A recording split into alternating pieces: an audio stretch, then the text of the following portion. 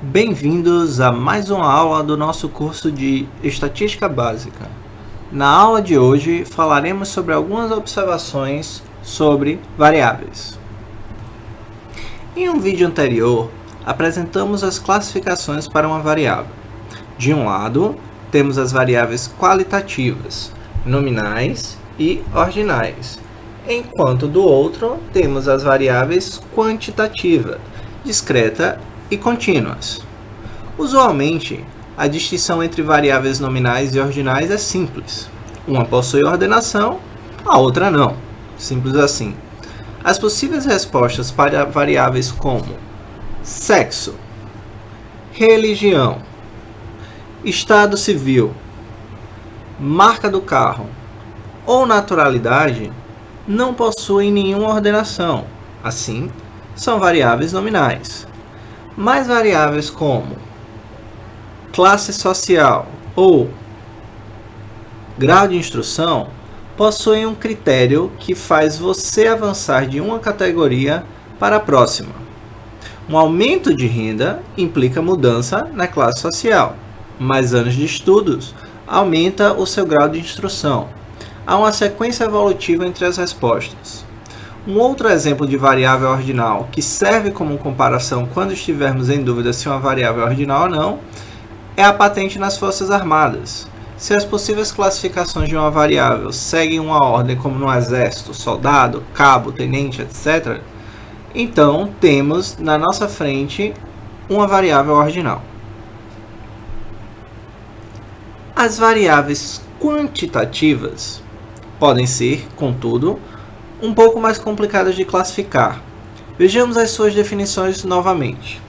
A discreta é aquela que os possíveis valores formam um conjunto finito ou enumerável de números, tá? Então vamos sublinhar aqui que é importante a gente entender finito e enumerável, ok?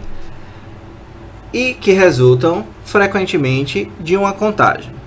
Já as contínuas, os possíveis valores pertencem a um intervalo de números reais e que resultam de uma mensuração, certo? Reparem que temos a definição matemática do que é discreto, como eu falei, finito ou enumerável, e daquilo que é contínuo, intervalo real. Seguidas de uma dica de como usualmente identificar tal tipo de variável. No caso da discreta, a gente tem que procurar por uma contagem, e no caso da contínua, se é uma mensuração, tá? Não é tão simples assim, mas vamos ver uns exemplos. Por exemplo, idade, certo? Ou o número de filhos. São contagens. A sua idade, 0, 1, 2, 3, 100 anos. E o número de filhos, 0, 1, 2, 3, 4, por aí vai. Então, é evidente que essas duas variáveis são variáveis discretas. Mas, e a altura, por exemplo? Pela dica, a altura seria uma mensuração. Você está medindo alguma coisa, não contando. Logo, é contínua. Mas a altura é medida em um intervalo real, como diz a definição? Olhemos para uma fita métrica. A maioria delas começa em 1 centímetro e vai até os 200. Ou seja, temos 200 números, um conjunto finito. Não seria, então, a altura uma variável discreta? Digo mais, você conhece alguém que tenha π sobre 2 metros de altura? O problema, na verdade, são as limitações nossa e dos nossos instrumentos de medida.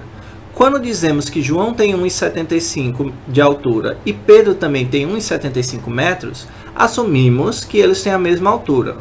Mas, se aumentarmos a precisão da nossa medição, é possível que um tenha 1,749327, enquanto a altura do outro é 1,750002, e por aí vai. Só que, na prática, o que vem depois da segunda decimal, ou seja, tudo aquilo que é menor que 1 centímetro, não é importante quando medimos a altura de adultos. Esse tipo de situação se repete com as outras variáveis contínuas presentes no nosso dia. O tempo, por exemplo, é reportado utilizando horas, minutos e, raramente, segundos. Só que existem milésimos e outras unidades ainda menores de tempo, que ignoramos por não terem aplicações usual no nosso dia a dia. Dessa forma, é necessário ter um pouco de cuidado na classificação das variáveis discretas e contínuas. Nos vídeos de probabilidade, voltaremos a abordar a diferença entre o que é discreto e o que é contínuo. Ficamos por aqui. Até o próximo vídeo.